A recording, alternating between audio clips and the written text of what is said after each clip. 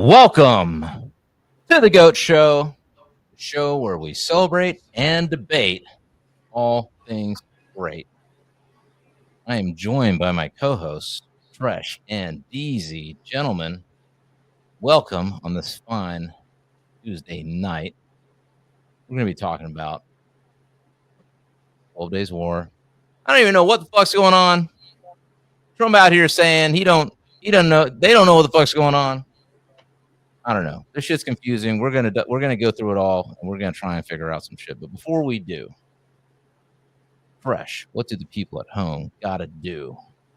You gotta like, subscribe, hit the bell, drop a comment, send it to your mom, your aunt, your dad, your uncle. Send it to somebody who don't know what the fuck's going on. We're gonna figure this out because I'm confused as hell. I thought we were getting World War III, and apparently, I guess we got blue balled on that. I don't know. I don't even know if I like being blue balled in World War III or not. It's weird. All right, so we're gonna go through it and share it with some other people. Might need to, maybe we can figure it out together. Especially all y'all watching right now on this stream. But one thing we don't have to figure out is today's sponsor. And DZ, I believe you have gotten something special from someone who is on the show. Yo, coming out soon, the interview with Dr. Zodiac himself from Dr. Zodiac's MOONROCKS. Right now, I'm smoking on the Dr. Zodiac's MOONROCK blunt. It's infused. It's fucking, look at it, it's burning perfectly. I'm fucking getting lit. And throughout the course of our next streams, I will be presenting to you a buffet of different Dr. Zodiac's products. Depending on where you are in the States, you may or may not have them at your local dispensary. But if you don't, go to your local dispensary and request them. All right. Check them out on Instagram at dr.moonrocks. All right. It's fire. Damn. 10 out of 10 would recommend. Hey, man. Also, I handcraft a lot of this shit because I do work at Dr. Zodiac's. And so, I'm not being biased, but it is great shit. So I wouldn't smoke it if it wasn't. You know what I'm saying? Well, my understanding is Snoop warned some people that it was too good.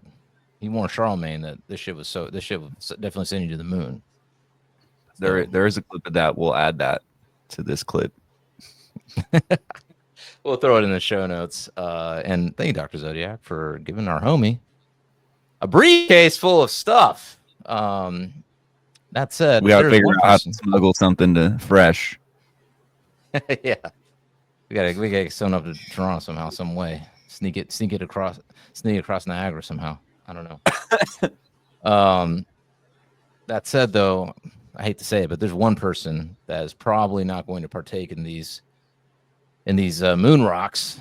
Our very special streaming guest today, Chris Bulik. How do you say your name, man? Bulik. Like my friends call me Bulik because they think that it'll annoy me, and I just started to embrace it. So you can call me Bulik, you can call me Bulik, whatever. It's kind of like my name, You know it's what, like bro? Raven, Nah. Ravine. You're gonna drop the ick now. You're part of the Bueller clan. I'm inducting you into the Bueller. Yeah, I've heard that. Bueller. Yeah. All right. Well, for anybody out there watching who may not be familiar, Chris has a podcast called the Good Faith Podcast. Is that correct? I said that right? Yes, correct. And maybe Chris, can you give the people out there maybe a little summary of what you talk about on your show? What the concept is. It's relatively new, right? You've done about like 30 episodes. Yeah, I think we've done 37 or 38 episodes. We do them every week at 7:00 Eastern time, PM, and we deal with a lot of like red pill content, talking about just how to. We mainly want to be like a men's self-improvement podcast, but I would love to also help women level up and live their best lives, and yeah, just talk about like finance, faith, family building, all the complexities of intersexual, dating dynamics and stuff like that. Cool, man. And you're in. Tell us a bit about yourself. Like you're in Philly, I think, right? Is that where you grew up, or is that what's your story? What's your journey? Yeah, so I was born here, right about like 10 minutes north of Philadelphia. Um, I've lived here my whole life. I'm like a third generation Philadelphian. And just I'm about to be 34. My birthday's on July 16th, and this was actually a birthday gift from my best friend, Caitlin Clark jersey. Um, yeah, but so like I've been living here for 34 years, and I've actually never left America, which is something I would like to do in the coming days. But yeah, I'm in Alcoholics Anonymous. I used to be a drug addict and an alcoholic, and I like something that happened, like a switch flipped when I turned 30, and I was just like, man, like my life is going nowhere. I gotta like start making some changes. Like got into podcasting and watching these like self-help, self-improvement gurus, and just start I'm on my journey to continue leveling up. That's why I joined MOA. Yeah. So, and that's something I should mention is that we know each other from the Men of Action group, Michael Sartain's group for men who want to level up. Go High Status. Shout out Michael, and shout out all the people that we've interviewed. If you want to learn more about that, watch our relationships playlist. I think you watched the whole thing, Chris. You said I watched your episode with Luke, your episode with Kareem, your episode with Tristan and Michael. Yeah.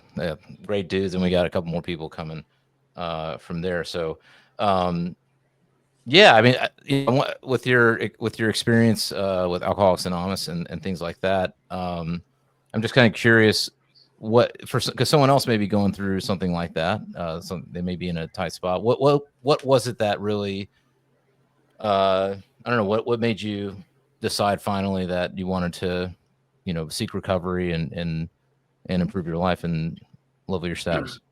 Well, I guess I would say like the writing was on the wall in like bright red paint for me. Like I don't think I ever held down a job for like more than 1 year when I was active, and I just got fired from my Amazon warehouse job. I was like working the overnight shift, and like I didn't have to be in work until like I think 11 o'clock at night, and it didn't matter when my shift started. I was never on time for like anything.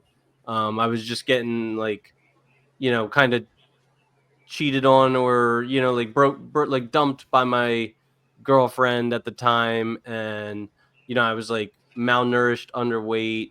My skin was like pasty white skin. Like just every mark of like emotional, mental, and physical health. I was just like not meeting it. So Yeah. Cool, man. Well, I'm glad that it seems like you're doing really well now and looking good, bro. All right. Thank you. You got the Caitlin Clark jersey on.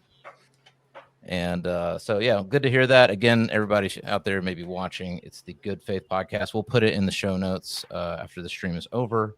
And definitely subscribe and watch and show some support. And yeah, I think I watched a couple episodes and I liked what you guys were talking about, or I should say, listen in the car. And I thought it was cool. That was fun. And definitely talk about that red pill content. Also talk about what's going on in the culture. I don't know, though, if you've talked about what we're about to talk about today, which is me being totally fucking confused about what the fuck's going on with World War III, because I thought we were getting World War III. All right. I thought things kicked in. You got Iran bombing Israel, or no, sorry, Israel bombing Iran. Then Iran bombed Israel. Then they said we weren't going to be joining them. Then we did join them. We then dropped the bomb on Iran. Then it's like supposed to be World War III. And then like MAGA's divided. And then like today, Trump's saying it's a ceasefire and we succeeded. And then like, Israel's trying to do some shit. He's talking shit to Israel. I mean, I don't even know what's going on, guys. This shit is weird. 12 days of weirdness is what it should be called. Some people saying it's all fake. It's a big distraction. Let's go back a little bit. Let's go back a little bit. And then I just want to get your guys' take because you got to help me figure this shit out. All right. last time we did a live stream, we had just talked about what was going on between Israel and Iran. So Israel out of nowhere, or no, Trump was trying to negotiate some kind of peace deal. Israel bombed the shit out of Iran. Iran sent missiles back, and that's where we left off from. Okay. From there, I think the biggest kind of trend story that happened on X, and this is before, what followed, was Tucker and Ted Cruz, this interview. Okay. And I want to talk to you, Fresh. I want to go to you. Because I think there were three things from this interview that really struck me. But there was one thing in particular, and I wanted to get your take because I know you're deep in it. So the first thing that Ted Cruz, first thing was kind of it was a gotcha, but it was like it was a good gotcha, which is that Tucker asked Ted Cruz Ted Cruz is out here saying we need to blow up fucking Iran. And all Tucker asked him was how many people are in Iran, and he didn't even know. He had no idea how many people. Literally, he says, "I don't know." He didn't know. I didn't know either. But I'm not advocating to blow up a country. Not even a guess. Not even a guess. And he didn't even try to be guessed, and he was like under or over or something like that. It doesn't matter. It'd be better than just not having an answer. Well, what would be your answer right now? Unless he guessed 8 million or something, you know what I mean? It's 92 million. They asked him how many Iranians were in Iran. He said too many. I mean, it's mind blowing to me. But here's the thing that's alarming that makes me freaking lose sleep at night is that's most people in Congress probably. Most people in Congress have no fucking idea how many people there are in Iran, or don't know anything about the dynamics of the whole. They don't even care, place. bro. They don't give a fuck. Blow it up. They got that APAC whisper, and they just it's like a flute that just plays in their ear. Well, that's not the only lobby that's fucking behind them, bro. There's also the military-industrial complex. We need to sell. We got to get rid of these. You know how car dealers, they need to sell the old models so that they can replenish it with the new models. That shit goes the same way with bombs. You know what I'm saying? They got a stockpile of bombs across the world, and they're we need to get these motherfuckers in action so that we could sell the new ones that we just made that they'll definitely like. You know what I'm saying? That's what's going on right now, bro. It's here's the thing though. Okay, I'm gonna just go out on a limb here. I'm Mr. Arms salesman, Northrop Grumman. All right. I walk in the president's office. I'm like, Mr. President, we would love to provide you with the latest set of bombs to blow up shit. All I got to say in that meeting is if in case, you know what I'm saying? That's all you got to say. And then the government will still spend $1 trillion on bombs. Why we got to go bomb a country? It's just bad salesmanship. You know what I'm saying? I don't know. I just feel like you shouldn't have to rely on the destruction of other countries and dropping the bombs that are currently there to be able to sell more bombs. I just feel like it's bad salesmanship on behalf of these military. That's what you're talking about, bro. It's the same model that Apple uses for the iPhone. It's planned obsolescence of bombs is fucking crazy, bro. You do make a good point, DZ. All right. I guess you got to update every year. Update the bomb that you're going to have every year. All right. I mean, okay. So that was the first thing that was kind of fucking crazy is he didn't know anything. Then the next thing he said, and this is where I want to talk to you, Fresh. He out here saying Christians got to be down with Israel. You know, he came into office. That was the other thing. He came into office for Israel to show. He didn't say America. He didn't say any of that shit. Can I find the clip so we can verbatim? We gotta be accurate with this, right? Okay. We'll find the clip. Keep talking. Yeah, but he said that he came into office to be a defender of Israel. Okay, and then he said that as a Christian, you know, Christians should be. I don't know what you tell me first. They need to be down with Israel so that they can be blessed. You know what I'm saying? I don't know what, because that's what a lot of Christians believe. My dad used to believe that shit. I believe Jesus said blessed is the nation that defends Israel or something like that. I got the exact clip. Okay, let's see the clip and then we'll watch the clip and then I'm gonna. Listen, I came into Congress 13 years ago with the stated intention of being the leading defender of Israel in the United States Senate. And I've worked every day to do that. Actively, listen. He's worked every day to do that. That's what he said. Okay, and then I don't know if you can find the other clip, DZ, but there's a clip where he talks about how Christians need to support Israel. But okay, Fresh, take it away, because you just for everybody to know who maybe new watching the show, Fresh is deep in with the religious stuff. He knows the word. He reads the scripture. Tell us what's going on. What should Christians believe about Israel? All right, listen, there's a lot to unpack here, right? Like, I don't want to make this a full like Bible study thing, but like I'll just say this: like, there are many scriptures where Jesus and Paul both clarify that it is no longer a physical Israel. So we're not talking about like biblical Israel is not modern day Israel. Like the biblical Israel that Jesus brought, the Gentiles were grafted onto, and it is a spiritual Israel. So it has nothing to do with like any piece of land or anything like that. But then like in Romans 9:2-11, Paul's talking about how we shouldn't disparage Israel, right? Like we shouldn't like disparage Israel because God made a covenant with them, and like we would like for people to come back to Jesus, like for them to see that Jesus was their Messiah and to come back. And like Paul says that will happen, but like it's not our duty to like not call out their hypocrisies. We have to remember that the Jewish leadership at the time were the Pharisees, and who was the first one to call them out, call them a brood of vipers? It was Jesus. So it's not just you're down with everything, like because they call themselves Israel. That's not, first of all, again, like I was saying, that's not biblical Israel. So it's not what they're talking about. Oh yeah, if you have the clip, go ahead. I have it. It's 2 minutes, but I'm sure it's the first beginning of this. Growing up in Sunday school, I was taught from the Bible, those who bless Israel will be blessed, and those who curse Israel will be cursed. And from my perspective, I want to be on the blessing side of things. Of those who bless the government of Israel? Those who bless Israel is what it says. It doesn't say the government of, it says the nation of Israel. Exactly. So exactly. That's in the Bible. It doesn't say the nation either. I believe that. Where is that? Stop this, bro. It doesn't say the nation either, my bro. Keep playing it. Listen. All right, let's finish it.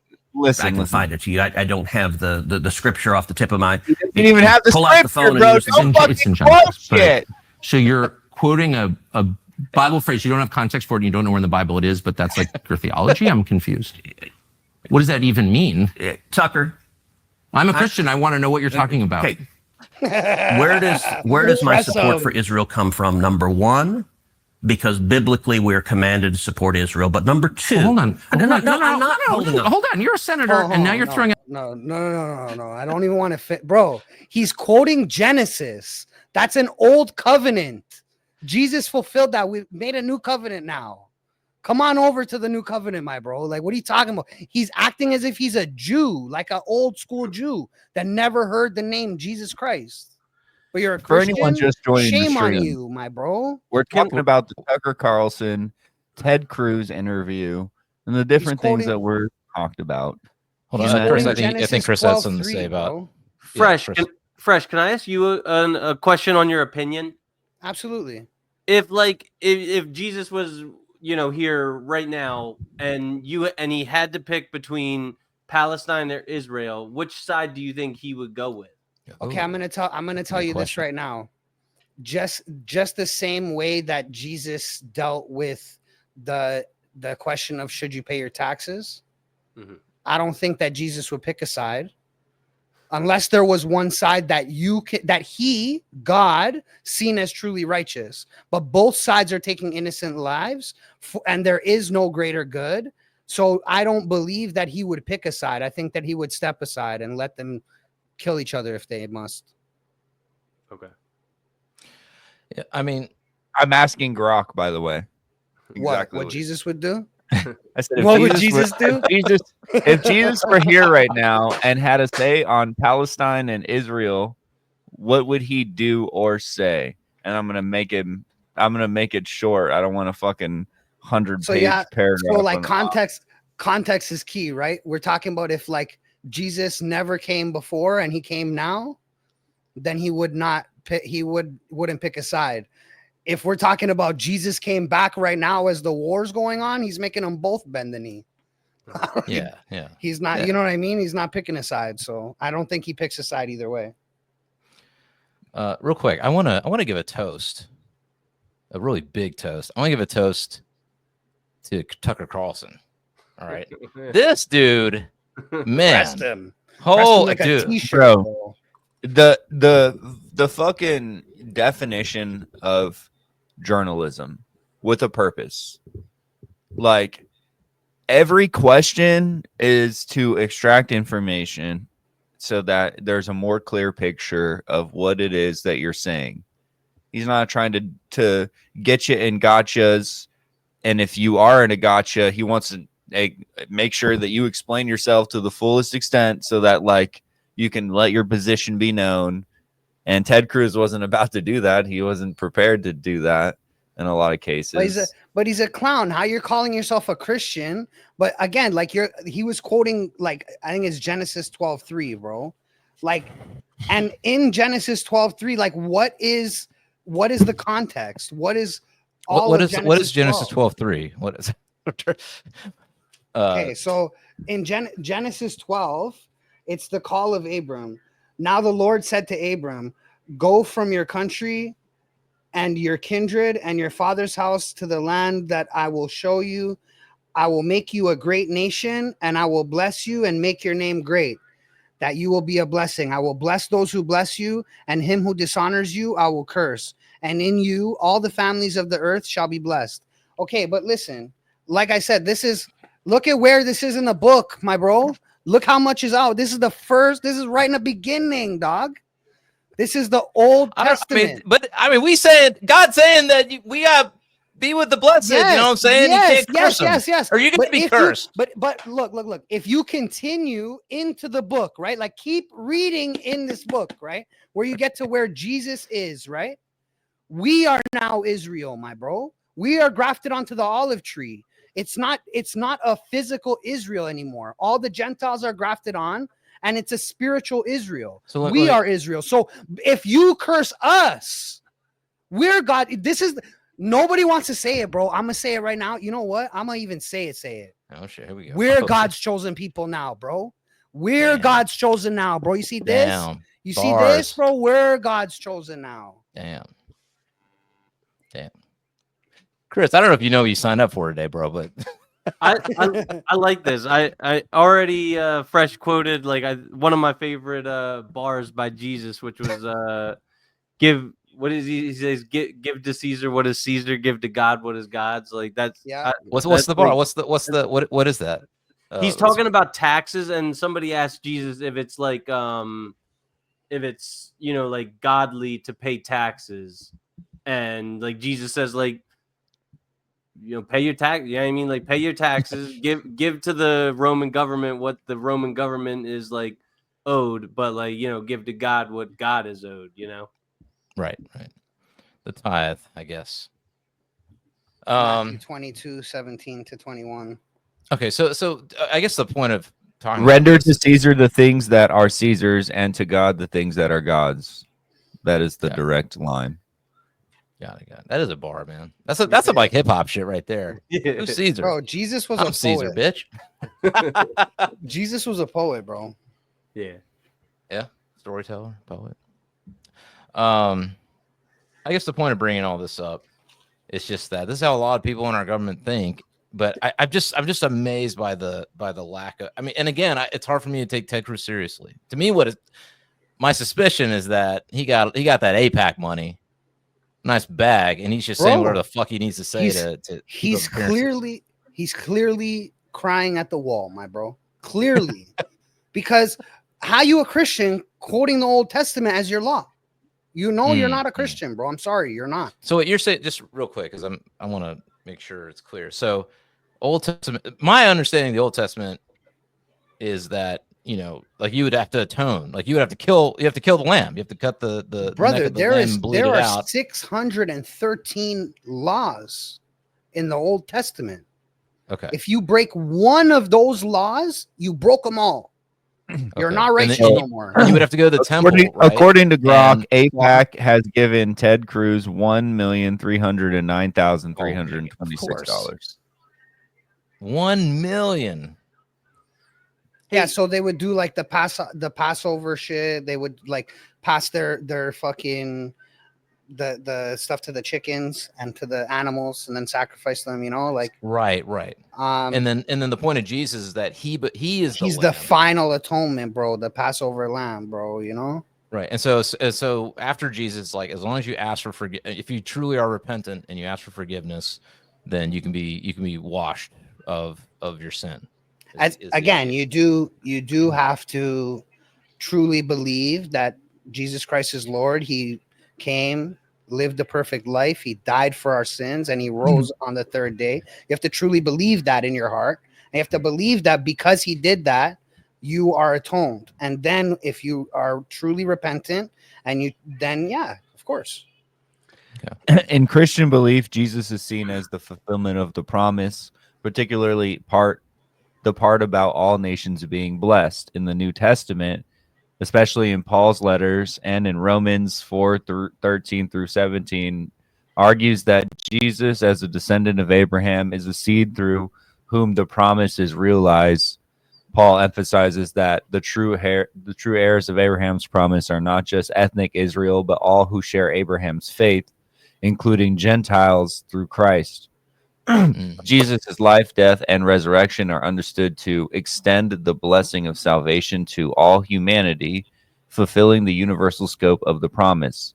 However, from a Jewish perspective, the promise to Abraham is primarily the covenant with Israel, land, descendants, and a special relationship with God.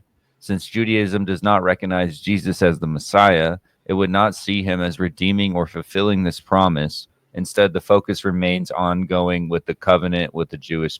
The focus remains with the ongoing covenant with Jewish people.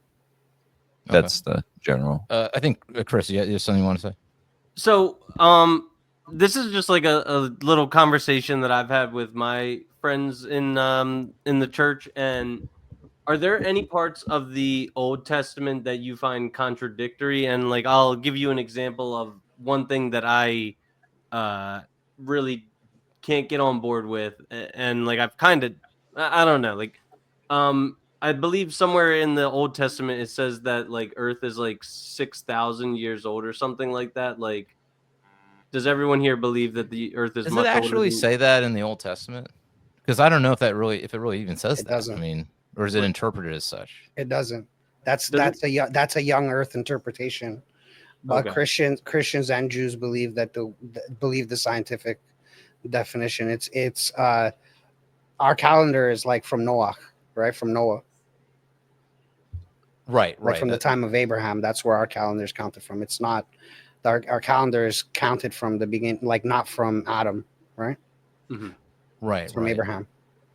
Okay. So, and I mean, and just to be clear, like, I'm the black sheep of this operation here. All right, there's up to 10,000 years old. These guys be going to heven. I'd be fucking out here.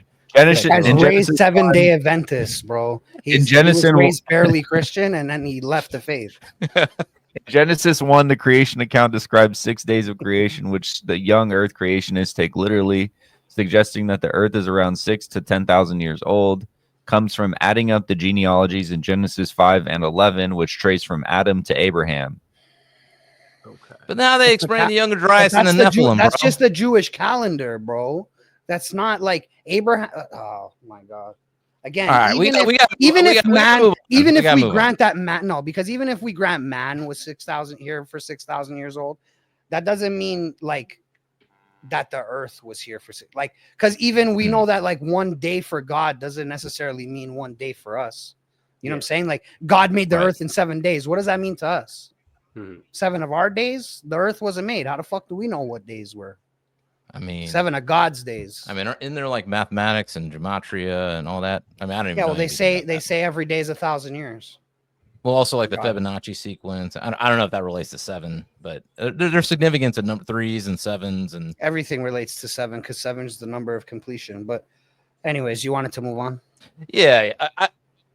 Listen, I mean, just us 4 sitting here and talking about this. We have just learned more than Ted Cruz did before he got interviewed by Tucker Carlson. Think about that. That is, and he went to Sunday did you school as a kid. He's like, I went to Sunday school. I learned all this. bro. Wouldn't you what? like? I'm about to be interviewed by Tucker Carlson. He is an influential figure in MAGA. I'm going to talk to him about my support for Israel. And I'm going to say, Bro, I'm a probably- Christian. Listen, I 100% Tucker sent some kind of like, hey, these are kind of the things we're going to talk about. Right. You know what I mean? Like, there's no way they didn't have any prior Or you communication. think we do show guides and he doesn't? Yeah. I mean, if Tucker doesn't do show guides, and we're working too hard out here. All right. I mean, No, not that we do fancy enough show guides, but still, I'm like, I don't know. Bro, It blows my mind. If you sent me our show guide today, which you did, how did I prepare?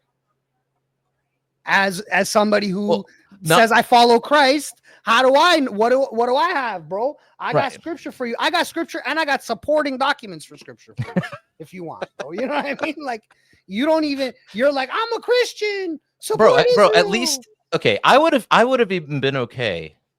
And I think this is probably the last thing I'll say. I would have been okay with Ted Cruz pulling out his phone and typing into Perplexity.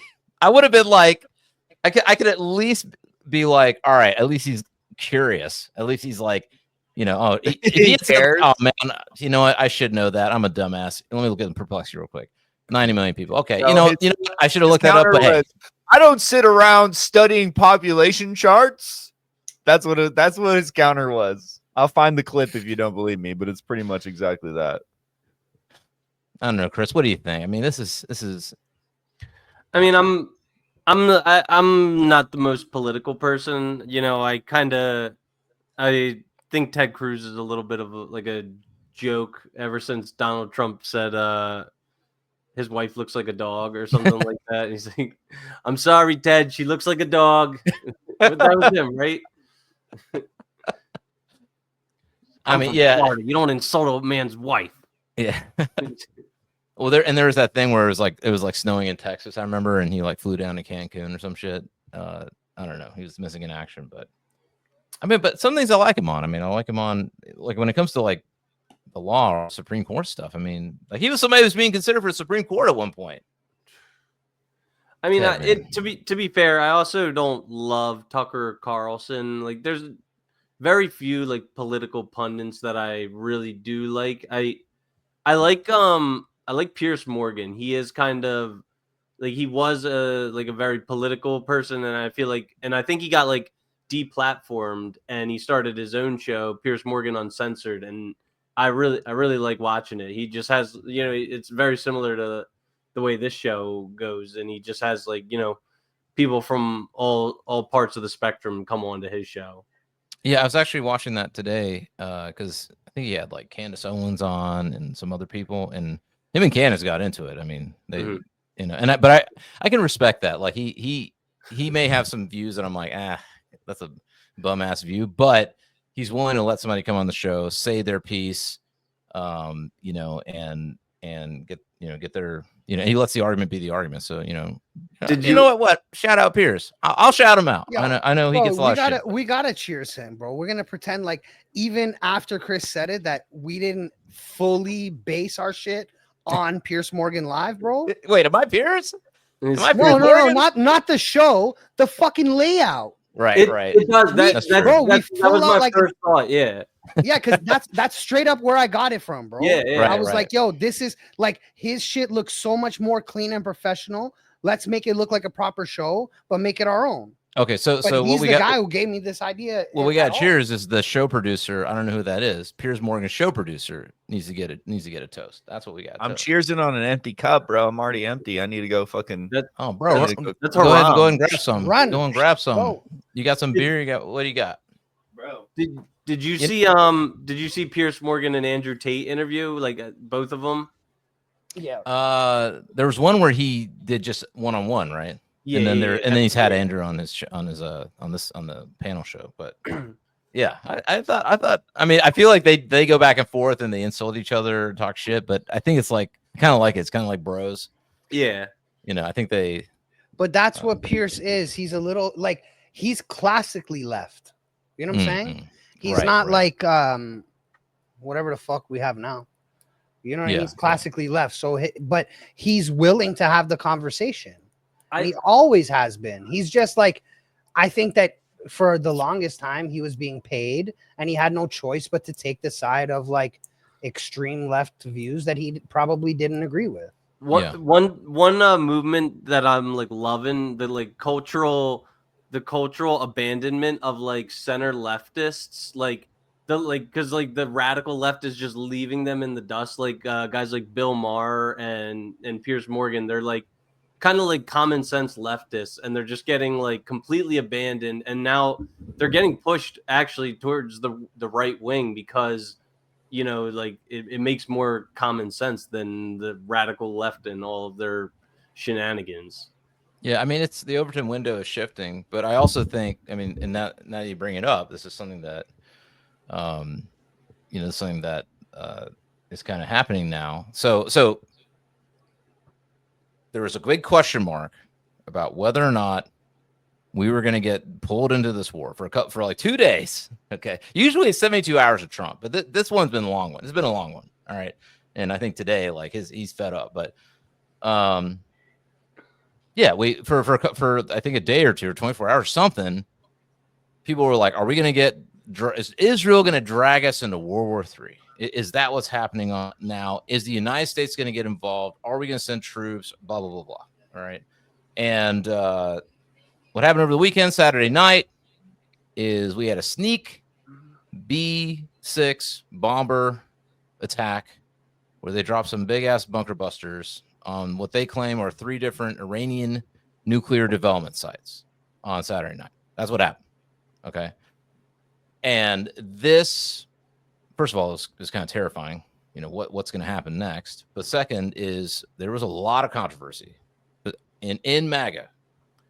There's a lot of there's a thing now where they're saying like you're talking about the woke left, I think, and pushing the Overton window to the right with these guys. There's another faction where they're calling it the woke right, and the woke right, in my opinion, is actual MAGA, which is Marjorie Taylor Greene, Massie. Congressman Massie, and then people, people like I don't know, all the people that you could include Nick Fuentes in that. You include Myron Gaines, like this entire contingent of people that have been. No, Nick Fuentes and Myron Gaines are the extreme white. Right. Okay, so they're the woke. So they're saying they're the woke right, but here's the thing. All right. Not the to neocons, discount that. Myron, Nick, we would love to have you on the podcast because why the fuck not at this point? Yeah, of course. If they're gonna cancel you, they're gonna cancel us too. Whatever, dude. Yeah. Well, Nick had, that night, Nick had, I think, like 35K or something. Like his freaking channel was blowing up live. But that said, there's just fracturing that's occurred, or I don't know, maybe it's going to be kind of just, whatever, patched up. But there's a fracturing between the pro-Israel, regime change, neoconservative wing of Republicans, okay, that want to see regime change and are super pro-Israel. And then there's what I think is really actually MAGA. It's not the woke right. It's just MAGA. It's like America only people. All right. I don't give a shit about Israel, and I don't give a shit about Iran either. I want us to not be in another fucking 20-year war like Iraq or whatever. That's that wing. And, Congressman Massie basically wrote a big thing saying, hey, listen, this is unconstitutional. Congress declares the wars. Congress has to give, the appropriate, the approval, vote on it and approve of something like a war with Iran. So how many bombs? How many bombs did Obama drop without the approval of Congress? You want me to grok it? Sure. Yeah, it's like 28,000 or some shit, bro. True. Although I think with him, how many did Trump drop? 57 or some shit. With Obama, those in Afghanistan war and Iraq war, right? I'm assuming, like, not just random one, Yemen and Syria. And how many bombs did Obama drop without Congress, without declaring war? Estimates suggest President Obama authorized about 26,171 bombs dropped in 2016 alone, primarily in Syria, Iraq, Afghanistan, Libya, Yemen, Somalia, and Pakistan. Holy shit, bro. Let me ask you something. If that was during war times, why would he need Congress's permission? Without explicit congressional approval. Over his presidency, the total number of airstrikes, including drone strikes, is estimated to be significantly higher, with 563 drone strikes alone in Pakistan and Somalia and Yemen. These actions relied on existing authorizations, like 2001 authorization for use of military force, rather than new congressional votes. Does that apply exact to... totals vary due to incomplete reporting and differing definition of quote strikes? I mean, it's been murky for a long time now. Since 9/11 or in the Iraq war, it's been murky as fuck. Like, what's war, what's not war, even though it's all war. But I mean, I guess there are two things that come to mind with this situation. Okay, first thing is what is Congress just shirking their duty all the time, and the president just is a dictator now. The president can do whatever. Because I don't know. To me, this was a line that Trump crossed that makes me. He's gonna have to do a lot of shit if he wants to win back any. I mean, not that whatever. My support's my support. But did you care when Obama did it? 28,000 yeah, I did. Okay, then if you're consistent, then cool. Yeah. No, it was not. He dropped. If you think like what George GW did. The United States dropped what, 6 bunker busters plus like what, 60? Was it 60 Tomahawks? So we shot off 66 missiles. Is that right? Yeah. 66. Bro, isn't it only like 57 or some shit, bro? Huh? I mean, okay, isn't to be only fair, 57. Oh, I don't know. Yeah, we should figure out the exact number for numerology reasons, but yeah, we didn't. We dropped like less than 100 missiles. It wasn't like 26,170. I'm not saying that I support dropping bombs anywhere. Let's clarify. Right. That. I'm saying I'm bringing realization to numbers as well. I'm just saying that, like, bro, we can't be like, oh, like, this guy's the fucking worst, like, hang this guy. And like all these other presidents are dropping obscene amounts of fucking bombs without Congress. Like, okay, he did a thing. Like, all right, cool, bro. Like, let's just talk about the thing. Let's not make it out. He also did a bunch of airstrikes He did a bunch of airstrikes in his first presidency too. Who? Trump. I think this is different though. But he did. Yeah, he fucking did an airstrike on. He did. He killed that Soleimani guy. Yeah. So tell me why you feel this is different, brother. I feel this is different because the stakes of this are. I mean, I don't think any of it's good, and I've always been even with the Iraq War. I was always against it. Protested that thing back in whenever my ancient times. I'm not gonna give away when I was 1 year old out in these streets. You know what I'm saying? But I think in this scenario, it is such a. I mean, well, first of all, they were basically out here being like, Iran's getting a nuclear weapon. Iran's this dangerous thing. They doing the chants. They're doing the chants. Death to America. All right, Iran is this dangerous nation. We must go in and do all this shit. So when you're dropping these bunker busters and blowing up shit, that's like World War III. I thought we were like, okay, we're in World War III now. We on it now. All right, we in. Okay, it's done. Like now now it's going to escalate. Is that because of like your own Paranoia? like your own presuppositions now because it's 2025 that you feel like that's what it's going to be?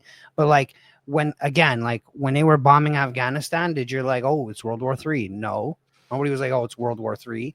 They're just bombing someplace in the fucking Middle East, bro. Those guys lit off 14 missiles. They took the Americans took out 13 and let one go because it wasn't hitting shit. Not one person died, bro. Not one single person. Right. So but like again, I guess my thought is. Sup, Key? Sup, baby? Oh shit! What up, Key? Let's go.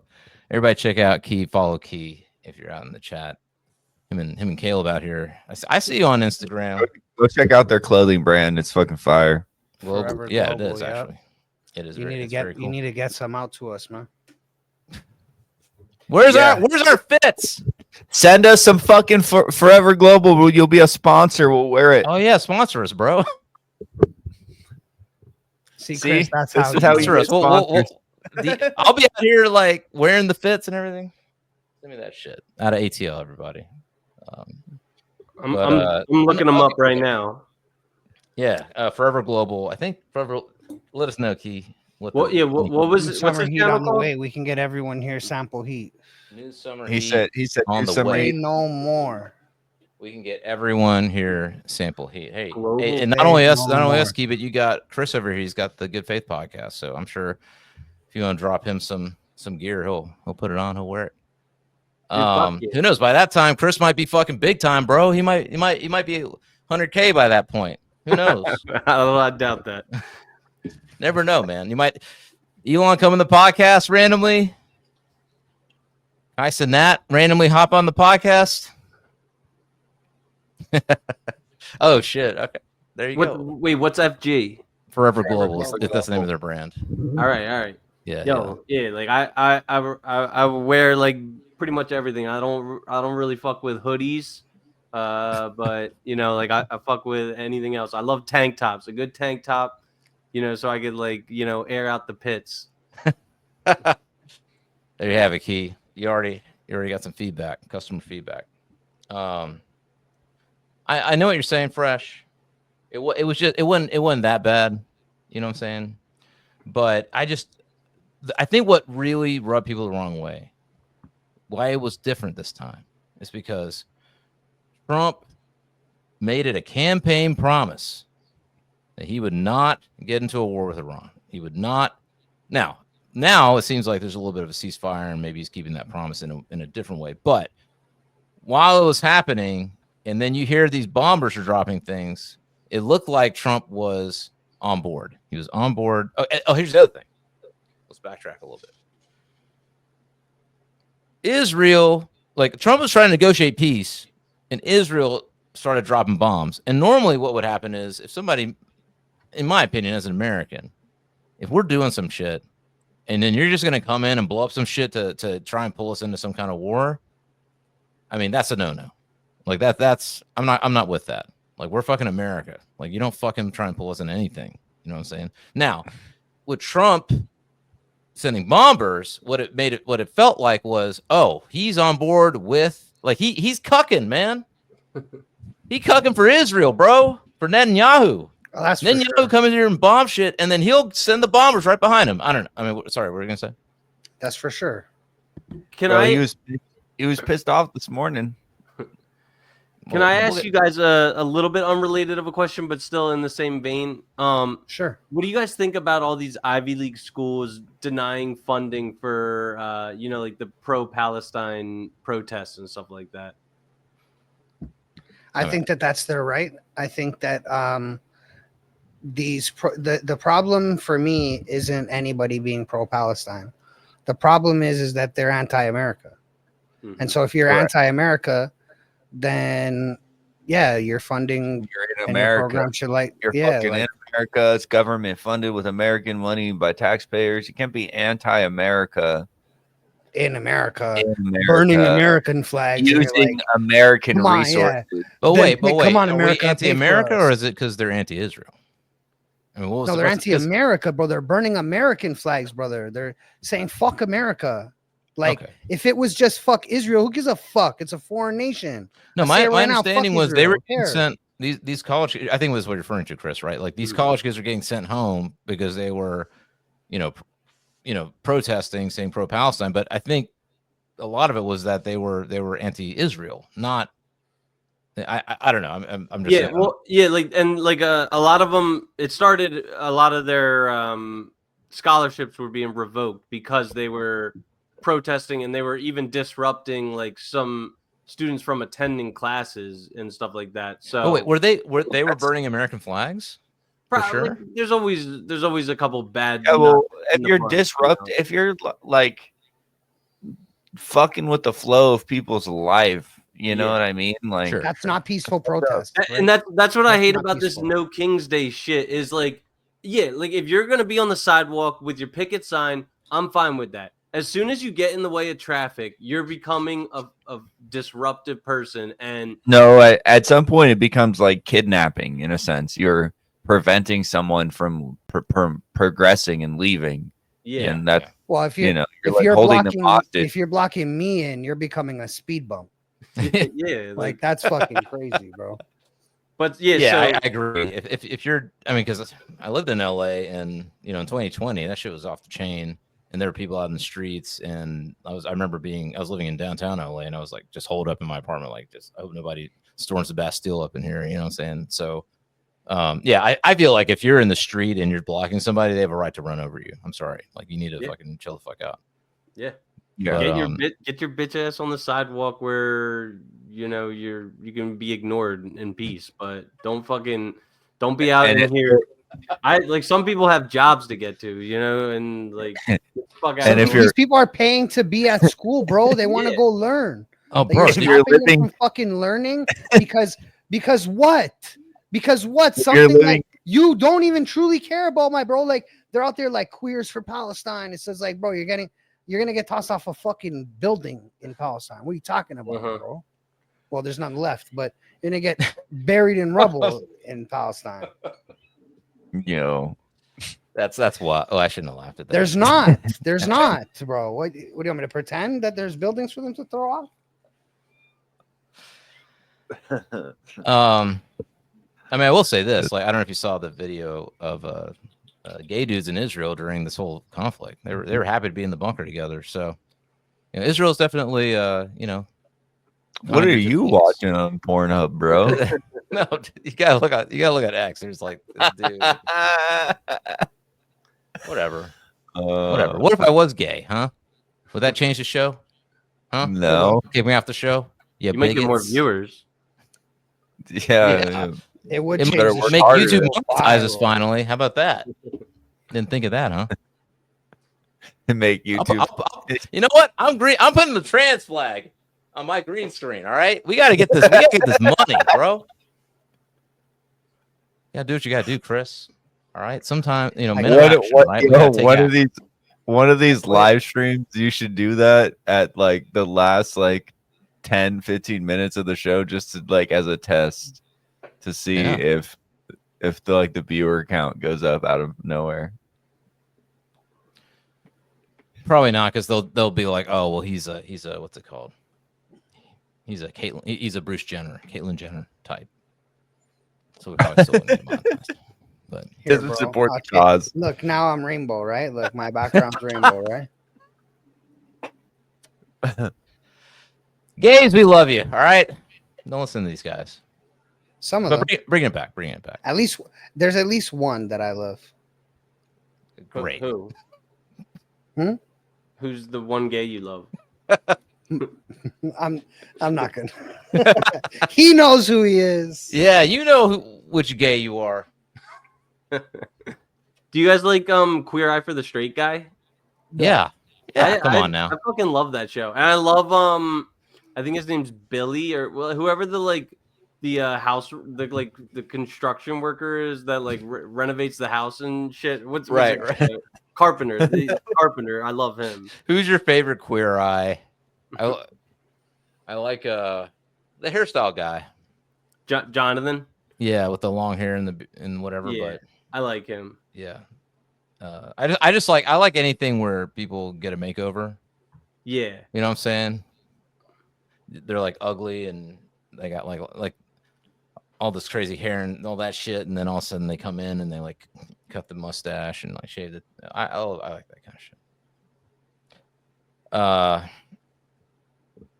Anyway, bringing it back. Well, you know what else got a makeover? Iran's nuclear facilities. They certainly did.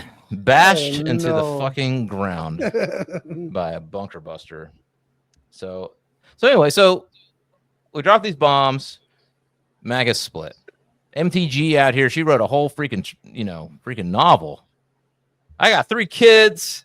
Trump, you promised us we would not get another war. You have betrayed us. You're a neocon. You've given into Israel. You've given in all this shit. Massie coming out here. War Powers Act, bitch. Bam. Then Trump returned fire on both of them, or not. He didn't really do MTG. I think he likes MTG, but Massie, he does not like Thomas Massie, and he said he does not like Thomas Massie so much. They're making a PAC. They doing the PAC, funding the PAC, and they're going to come after him to primary him in the next election. I don't think he's going to lose. I think his constituency really loves him. They voted him 70% last time, and they're probably going to. I think random people are going to be donating now. I might have even donated. I might have even done that. So anyway, MAGA split. Everybody's saying Trump's betrayed them, and then all of a sudden out of nowhere yesterday, we done. We done. It should be known as the 12-day war. But I guess it's the 13-day war because they still kept bombing each other afterwards. Are they still bombing each other now? What's the deal? Okay, so what? First of all, what's the logic behind saying, okay, there's going to be a ceasefire in 12 future, hours. right? And Like, new. what? Yeah. Hey, it's the Get same. it off Hey, now, it's the boys. same. All right, get Is your that lips in. noon? Get your lips in. Come on, Yeah, yeah. get- Fuck 'em Look, up. your nut right. Look. It's the same. It's the same thing as Biden preemptively pardoning somebody. Like they're Oh, pardoned. no, are I mean- you saying that he's just as bad as Biden? No, it's the same move though. Oh no. I mean, what do you think, Chris? You think we should give these I'm like a ceasefire. Do it. Just cease. Yeah, now. Cease. Now. Now. I mean, I've been kind of like thinking about this game quote. The game, the rapper. Like he Yeah. said, when your enemies beg for mercy, that means the beat is over. So I'm saying, maybe I disagree with you guys. I'm a Israel advocate. Like I think like your alliances and your beefs like need to be like separate but defined. And like London and Israel, they're our allies. Like we gotta like do whatever it takes to defend our allies. And if you fuck with our allies, you're our enemy. You know what I mean? So like, with your enemies, you gotta just fucking crush them. You know what I mean? Even if that means you gotta get your hands dirty, I say, make them beg for our forgiveness. Chris with the gang, man. He's saying we a gang. All right. We got American dumbasses in this gang. We got people who start shit, but it don't matter. When the throwdown comes, you got to throw down. I mean, Look, that's I'm what gonna you say tried to that- convince me of, I'm gonna Fresh. say it What like does that this, bro. ultimately lead to, though? Nah, look, I'm gonna say it like this, bro. It's two different perspectives. Like on a personal level, if we're all out and Chris, you start a beef with somebody, right? I'm not gonna stop in the middle of the beef and be like, bro, what happened? I'm gonna just fuck that guy up, right? And then when it's done, I'm like, hey, bro, like, what happened? But we're talking about war, boys. We're not talking about going to the club.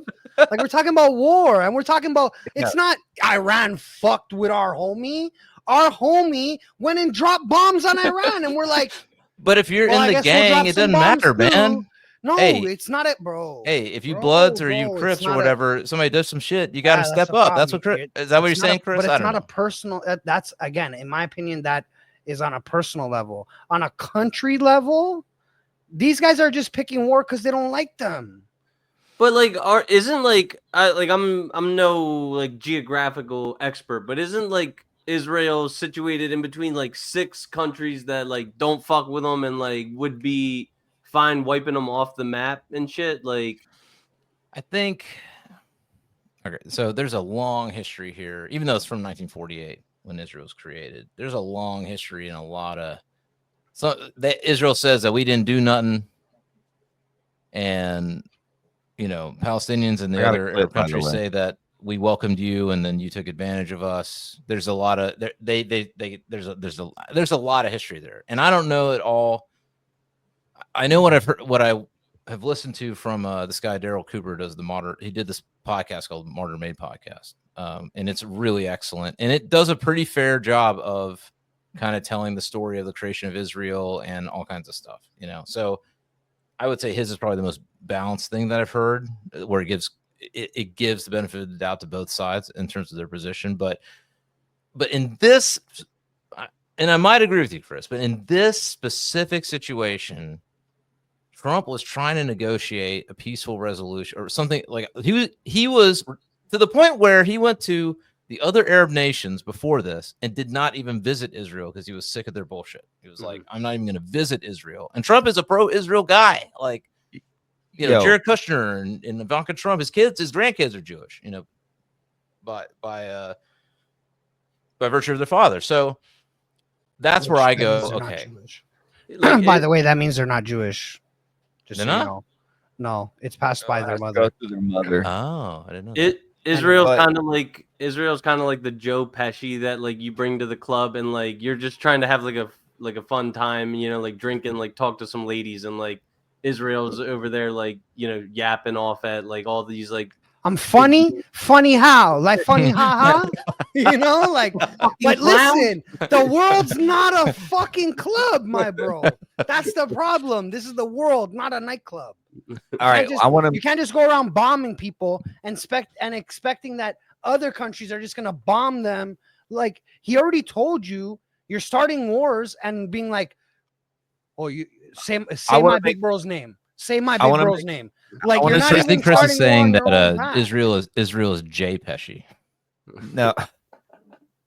Jew Pesci. Yo, okay, listen. All right. Presidents before Trump have said that there cannot be a nuclear Iran. And for everyone that might be watching, I have an Obama clip saying that we cannot have that. All right. But before I play that clip, I want to make the greater scheme of what I think, and I will agree with if it's the truth. But I want to see some evidence, right? Because if Iran's already at 60% nuclear enrichment, if from 60 to 90 doesn't take long. All right, play. Let's play the clip of Obama, and then we'll talk. Playing it, but all right.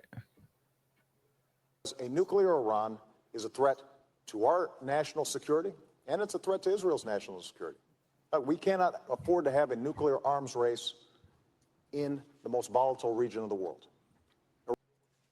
I'm glad that you played that, because you see what he said? He just I heard it. He didn't just say your national security, my bro.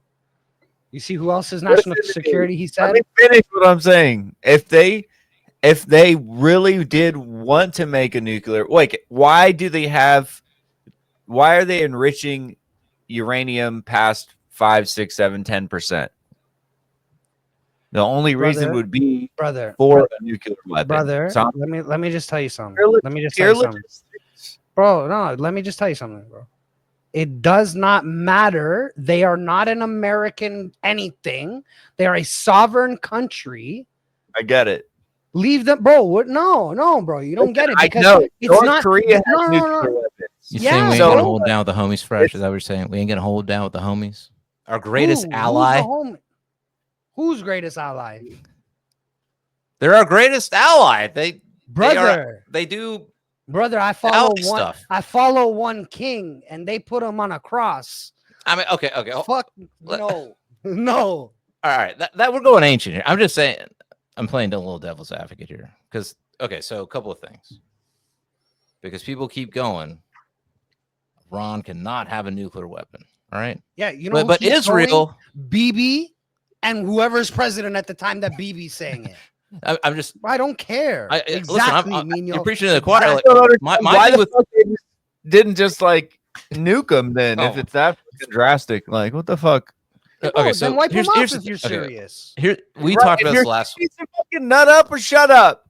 Oh, okay, all right. Hey, Man, President Xi, Putin. I'm we about gotta- to get dragged into some end it. beef between You Fresh end and it? Deezy here.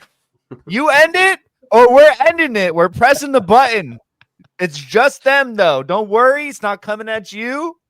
It's going at them. We need to just end this. Okay, I mean, Fresh doesn't run If off. it's that serious, right? Fresh They're doesn't run going to off. build a bomb next week, and they're absolutely going to drop it on someone for no reason. Let me just You can't say a do few that. Go things. ahead. Here. Let me just say a few things here. Okay, this thing, Iran cannot get a bomb. Israel done stole nuclear secrets from us. All right, that's documented evidence. All right, we did not give them their nuclear weapons. They stole that shit from us. Kennedy, and some would say that a big reason why Kennedy got clipped is because of his lack of support for Israel having nuclear weapons. So, Yo, bro, your greatest ally has desalinization, right? They can take seawater and make it drinkable and usable. And California just had some serious wildfires. Why didn't your greatest ally now provide you with the tech for desalinization so this doesn't happen again? Tell me, Amen. bro. Amen. Why, Listen, why is I'll he do your one- greatest I'll do- ally being your greatest ally? I'll do I you one wanna- better. Nuclear weapons program. Here's a general, concise overview based on available information on how Israel came up with their nuclear weapons program. In the mid 1950s, Israel under Shimon Peres, I don't know if I'm pronouncing that right, Welcome. leadership secured a secret deal with France, which was developing its own nuclear program at the time. France also provided technical expertise, a nuclear reactor, and materials for the Dimona facility in the Negev desert. Constructing started in 1958. It was capable of producing plutonium, a key component for a nuclear weapon. And then it reportedly obtained heavy water from Norway via UK. But how did they get ask Grok, how did Israel get? And then there bombs? was also allegations of Israel acquiring enriched uranium through covert means such as theft from U.S. facilities like the NUMEC plant in Pennsylvania during the 1960s. Oh, yeah? Oh, yeah, your greatest So we ally? didn't but we did not give Israel. Wait, hold on. We have non-alleged but actual like sentences here. Covert operations. Israel employed espionage and sabotage to advance its program and hinder others. The Mossad is linked to actions like damaging nuclear cores destined for Iraq and assassinating nuclear scientists in rival programs. Has Israel? So another thing Kennedy wanted is he wanted inspectors to make sure that Israel did not have the bomb before they had it. And did they agree to that? In 1960, the United States discovered Israel's nuclear activities at Dimona, initially misrepresented as a textile factory. Despite concerns, U.S. did not halt the program. Israel adopted a policy of nuclear opacity. Sorry, I'm high as fuck. Shout out Dr. Zodiac's MOONROCKS.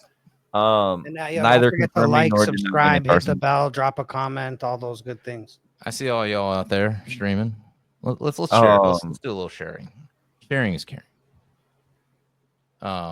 Israel achieved nuclear capability by the late 1960s. Suggested possesses 200 or 90 to 200 warheads today. Okay. Did Israel? Let me ask another question. Did Israel ever allow IAEA inspectors to come into their country and inspect their nuclear facilities? No. Which every other country in the world, pretty much, that has nuclear weapons, that isn't a superpower, has agreed to. Did they do that? I'm a preemptively say that it's no. Okay, well, before they even whatever, and then I'm gonna say, why the fuck are we listening to somebody who won't even show us their nukes? about So if for we should be allowed to have to nukes. answer your question, they are a non-signatory to the non-proliferation agreement, which means that they avoid mandatory oversight. In the early 1960s, after they discovered the reactor, officials conducted limited visits. So they have not signed any Disgusting. non-proliferation treaty of any kind related to nukes. Disgusting. Okay, so the entire Israel nuclear program, I mean, they're the only country in that region that has a nuclear program. So you're gonna tell me Pakistan also has nukes. they have nukes, but you're gonna tell me that no other Middle Eastern country has? I mean, I'm just saying. It just seems a little unfair to me. Now, some argue, oh, well, they're crazy Islamic extremists. They cannot have these weapons. But I would. Okay, but that's I mean, that's a whole different conversation.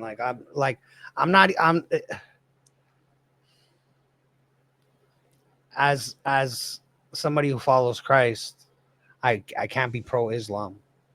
They just bombed they just jihaded a church in Damascus, and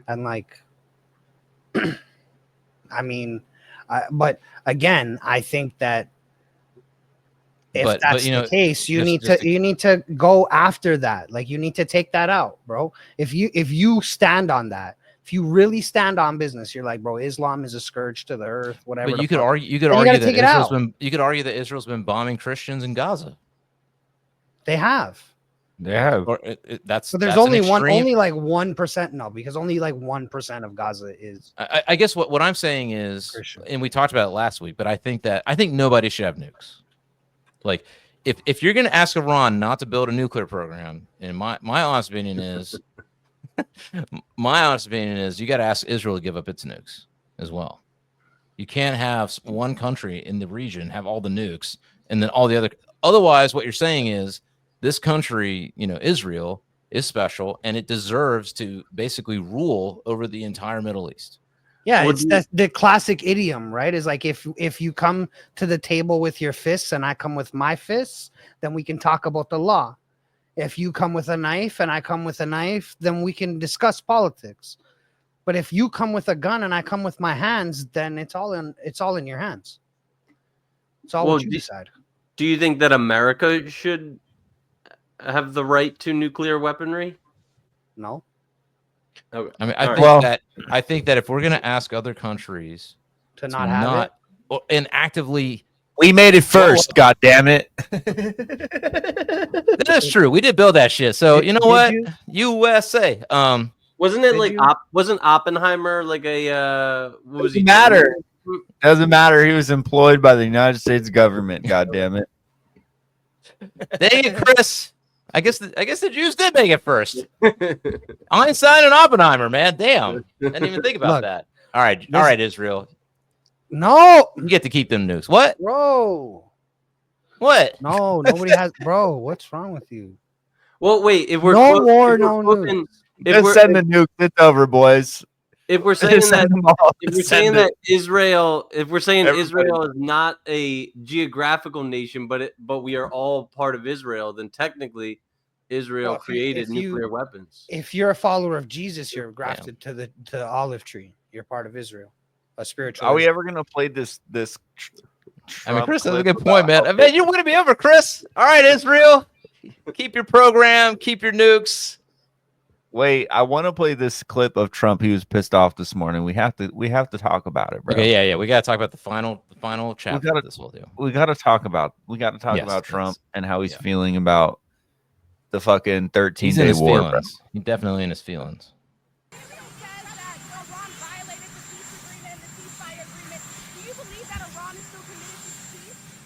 Yeah, I do.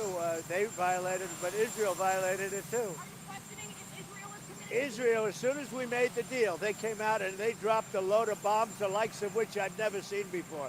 The biggest load that we've seen. I'm not happy with Israel. The biggest load that we've seen is going to be clipped, bro. You know it is. You don't go out in the first hour and just drop everything you have on them. So I'm not happy with them. I'm not happy with Iran either. But I'm really unhappy if Israel's going out this morning because the one rocket that didn't land, that was shot, perhaps by mistake, that didn't land. I'm not happy about that. You know what? We basically have two countries that have been fighting so long and so hard that they don't know what the fuck they're doing. Do you understand that? And he walks Damn. off. Look at him walk off. Damn. Boss is not happy. Yeah. Dad is not But happy. he's right. He's fucking right. He's not wrong. His shit is right. That has been a fight that's been going on so long, and at this point, fucking let bygones be bygones. Stop trying to kill each other. No, bro. they ain't gonna do Yeah, that shit. okay, bro. All right, Listen, if you believe that one side is truly a scourge, you got to wipe it out. Whatever it takes, Art of World war. War, whatever the fuck it is, you got to do it. If that's truly what you believe, bro, then you got to do it. And if it's not what you believe, then you need to stop fucking saying it and leave well enough alone and let them do whatever. And when they get a nuke, if they're not willing to fucking whatever, then you go in there, Black Ops, secret fucking, you go in, you take it. Take the nuke. Tell me you can't do that? 2025, you guys are America, bro. Don't lie to me. Yes, you could do that with 4 men. Yeah, we did fucking fly fucking 6 B-2 bombers fucking 36 Bro, hours. if America never claimed it, they wouldn't have known what hit them. Bro, They did not, insane. literally did not know what hit them. Yeah. I So I do want to give a cheers to the United States military because you know what? They say we ain't got it. Military's dead. I gotta put more shit in here. I don't got it. at the end of the day, we're still American, and You know what? Because you it's know, the United States military, gotta- because we still gotta- got it, because we you still gotta doing it. flex Sorry, the Chris. stick. I gotta do it. you got to flex the stick that, every Jack? once in a while and let them know you can rain those fucking missiles down on your head at any time. So let's please be friends.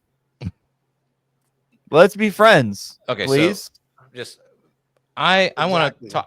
I got a little bit of a theory. I want to talk this out with y'all. I want to talk this out with all y'all and all y'all watching. I think this is 4, maybe 5, maybe 7D chess that we are witnessing. Okay, because Israel keeps saying, Netanyahu said for 40 years, Iran's this amount of time away from having a nuclear bomb, right? Now, Trump did take that money during the election from the Adelsons. All right, he took $200 million for his re-election campaign.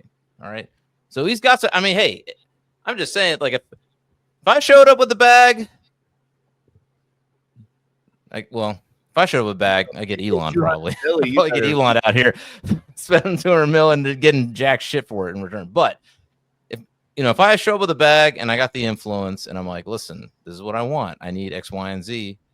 You got to fulfill your promises. So I think Trump's trying to play two sides of the fence. The Israelis do not want Iran to exist, or they want Iran to topple and to put in their puppet. It's not about the nukes. I don't believe that shit for one fucking second.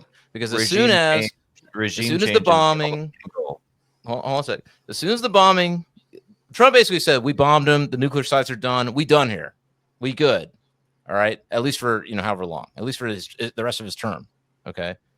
And as soon as he said that, you got all of the neocons and all these, the pro-Zionist people on Twitter, the influencers saying it's not enough. We got to go topple the regime. We got to go attack. We got to go. We got Mark Levin out here screaming, all caps. So I feel like what might be going on is Trump's going like, all right, I'm going to bomb the quote unquote nuclear facilities. Here's the other thing. We never even got presented evidence of what's at those facilities. Like, at least in 2003 with the Iraq War, we had Colin Powell. And Colin Powell went out there and lied his ass off. But at least we had Colin Powell and Donald Rumsfeld dumbass chart. That Rumsfeld chart where Al-Qaeda's hiding underneath these, like, Dr. Evil bunkers and shit. We at least got that. You'd rather get lied to is crazy. I got a clip. It's none of your business is way better to me, bro. What's the military, it's none of your fucking business. It's Trump on regime change. Do you want to see regime change in Iran? No. If there was, there was. But no, I don't want it. I'd like to see everything calm down as quickly as possible. Regime change takes chaos. And ideally, we don't want to see so much chaos. So we'll see how it does. You know, the Iranians are very good traders, very good business people. And they got a lot of oil. They should be fine. They should be able to rebuild and do a good job. They're never. What's going on, man? I think it's like some kind of 20D chess that's happening. What do you think, Chris? Do you think that Trump's just trying to save face? Do you think that I don't know. I don't even know what to make of it. I actually applaud him. I applaud him on his diplomacy, first of all, because a lot of people fucking criticize him for being this. Oh, what's the cat's name? Jerry. Dude, what does Mark Twain say? Like when a man loves cats, I'm his friend with no further introduction needed. Like, I'm gonna have to get my cat in a second. But everybody criticizes Trump for being this king, this warmonger. He actually, from everything I've seen, and this is the most exposure I've seen of Trump all week because I don't watch the news or anything like that. But yeah, he actually seemed really diplomatic, and I like that he was honest and cited their oil and stuff like that. Whatever he does, it can't possibly be worse than the prattle and the pandering that the left does. If Biden or Kamala was here with a microphone in their face, they'd be just totally just feeding us lies. So I like that Trump is actually a little bit honest. So you feel he's being honest in this situation, that what he says is what he means, that he didn't want nukes. They got rid of the nukes. He thinks it's all, we're done. Everybody go home. Let's move on. Yeah. I think I agree with you, man. I mean, I was a little bit down on Trump before the ceasefire, to be honest with you. I don't like that he bombed Iran at all. I think that that's a violation of what he promised. But not if there's not a war. He just bombed somebody. Yeah, that's the thing I was gonna try to bring up earlier. Is that was a targeted military strike. Yeah, no boots on the ground, well, right? no deaths, no American loss of anything. Even with Iran's retaliation, 14 missiles launched, 13 missiles stopped, no American loss of life. No loss of life, period. I mean, yeah. And then they kept bombing each other. Okay, I mean, yeah. So, and then, yeah, I mean, now they're bombing and Trump's like, stop that shit. Cut it out. I mean, I don't know. Some people accuse, I mean, the Groyper wing accuses him. That's all smoke and mirrors on the opposite end, that he's actually down with, toppling Iran, and he's just doing things to try and save face with MAGA. I don't know, man. It could be the other way around, though. He could be trying to placate and, I mean, a lot of people be saying that, what Elon said the week before about him being in the Epstein files, that this is all one big giant distraction. So I don't know. But me personally, I'm not down for bombing. If you're going to bomb a country and you're going to do all this shit and say they have nuclear facilities, you got to present something. Anything. Did anybody die? I don't know. Did anybody die on the Iranian side? I mean, maybe it's just for. I mean, why do this whole 12 days of whatever? Oh, what's your cat? This is Clark Kent. Clark Kent. What's up, Clark? What's up, Clark? Is Clark in a way in?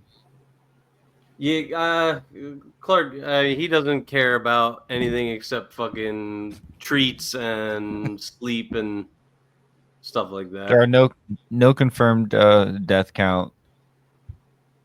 Speculation ranges from 0 to 865 deaths for the United States strike, but there's no numbers from Pentagon or Iran or anything. I mean, if we're doing and Iran specifically said that they didn't lose anybody because they had already previously evacuated all of those facilities. They specifically said that. So why the fake They said war? as soon as Israel started bombing us, we evacuated all those nuclear facilities. And then I saw something about they're worried that Iran has a secret nuclear facility somewhere that they haven't told. Of course. Of course. Fucking Dr. Evil out here in some Iranian mountain. Oh my god. But they're gonna Israel's gonna keep saying the same thing. They're gonna be like it doesn't matter until Netanyahu's gone. Part of me is like I want Netanyahu gone, and the other part of me is like who's gonna replace him? You know what I'm saying? Maybe we got the better person there. I don't know, but it's just crazy. I don't even know why this whole thing. The Fallout shirt definitely fits that a little bit more to the conversation. Do you guys have anything else to talk about with the conflict? I think that's it. I think we covered pretty much everything. I mean, we can switch topics if there's something else you want to talk about. Yeah, I just I feel like I'm out of my element talking about like war and all this shit. Although I will note, I don't think I mentioned it, but like I'm big in investing, and my biggest position is Lockheed Martin. So I'm like kind of probably a good position. I'm kind of like funding arms dealers and stuff like that, but you're profiteering off the war. Yeah. Hey, bro, get your bag. Hey, get your bag. Yeah. Tell the ladies I'm an arms dealer. I'm also I'm really big into like what they call the sin stocks. So I'm big into tobacco. Like all cigarettes. That's why what was that cigarette brand you smoked? Demorier. I'm gonna look them up because I feel so. It's Benson and Hedges. Okay, so are they like a publicly traded company? Do you know? For sure, my bro. Yeah. Okay. They're like the biggest cigarette brand in Canada and the UK, I believe. So. Do you guys invest at all?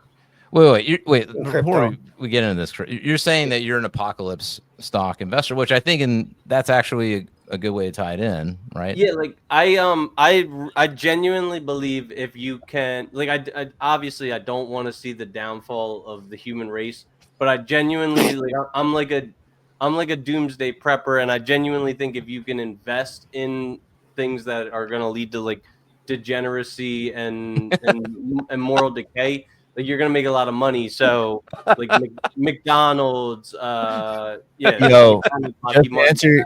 I got the stock for you, by the way, buddy. It is not. It's actually owned by an American company. It's a British company that's owned by an American company called Altria Group. Oh, I got Altria. Okay, you say you're good. Yeah, covered. Never mind. Altria owns that company, so. Okay, I'm gonna put up this one. Yeah, but as soon as like, all right, do you guys? Because I'm a big like fear of the like robot revolution. Do you guys think that like sex bots are actually gonna be like a thing in the future? Oh yeah. I'm waiting, bro. Stop doing MOA and just get my artificial AI harem. So sorry, Michael, it's over. It's over. Have you ever watched? I'm doing all this work, getting these photos and going to these events. Have you ever watched Westworld? Yes, but I haven't. Only the first season. I didn't watch. I've watched like a couple seasons. How are the last like third season? Did anybody watch third season? Nobody. They got kind of weird and I don't know, kind of. If you had a sex bot, would like this question's for all you guys individually. If you had a sex bot, would you treat it with dignity and respect, or would you would you brutalize it? Right? Brute force sure. it. Yeah, you guys all agree. You get a sex bot. This is gonna get clipped. You get a sex bot because you don't want a real woman. Yeah. You ain't want to deal with emotions. Yeah. You want to deal with love and affection. Or you can't get one. You ain't. That's true. You ain't want to deal with. Although to be fair though, I think a lot of dudes would just talk to their I talk to ChatGPT sometimes, and a lot of women talk to ChatGPT. I got female friends who are like, bro, I feeling talk down. to Chat GPT when I walk my dog at night. I have like philosophical conversations with Chat. I mean, Asking yeah, Chat like is Bro, abortion murder. Can you imagine how we're training this fucking AI right now? Like, Bro, yeah. So look, like I've had at least 5 30 to 45 minute conversations where I'll ask Chat, is abortion murder, and then yell at it when it says no. Like now it tells me yes. That's a good question. I mean, I think it's clearly murder. Like, you know, do you guys all agree with that? I do. Yeah, I mean, it's definitely a killing of a person. I feel that way. And it's definitely unjustified, bro. Yeah. Like saying like, because I don't have the money or like I don't have the means or whatever. It's just, I don't wanna. That's all that is. Yep. And so you're like, let's kill people. Ladies out there are gonna be furious at that.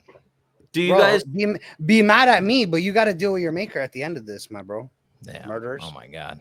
Anyway, are you guys familiar? Are you guys familiar with the growing philosophy of legal paternal surrender? I have a chart. I have media for this conversation. Uh-huh. These are the reasons for abortion. What's the number one? No reason. No reason. Number 2 is wow. So number 1 and number 2 are no reason. Yeah. Psychological health was threatened. I think also no reason. So only the 1.48%, in my opinion, is like, oh, this is like physical health was threatened, like you're gonna die. Okay, cool. But like if there was an abnormality, I don't think, like, here's my reasoning behind it.